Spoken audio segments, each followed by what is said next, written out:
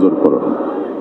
Number 1, সবচেয়ে বেশি যেটা করতে হবে পরিমাণে, জুমার দিন, জুমার রাত, বৃহস্পতিবার সন্ধ্যা থেকে নিয়ে শুক্রবার সন্ধ্যার আগ পর্যন্ত পরিমাণে সবচেয়ে বেশি করতে হবে যে আমলটা, সেটা হলো দুরূদ শরীফের আমল। কিসের আমল? ভাইরা, দুরূদ এমন একটা আমল, আপনি যদি শুধু দুরূদের এই আমলটাকে আঁকড়ে ধরেন, সবসময় আপনার মুখ দিয়ে দুরূদ বের হতে থাকে, পড়তে থাকেন,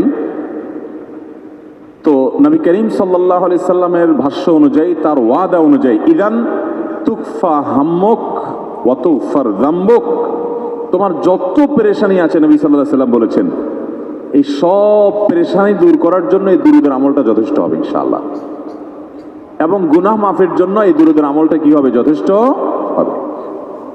নবী করিম সাল্লাল্লাহু আলাইহি সাল্লাম বলেছেন, মান সাল্লা আলাইয়া মাররাতান সাল্লাল্লাহু আলাইহি আশরা, যে ব্যক্তি আমার প্রতি একবার দুরূদ পাঠ করবে, আল্লাহ রাব্বুল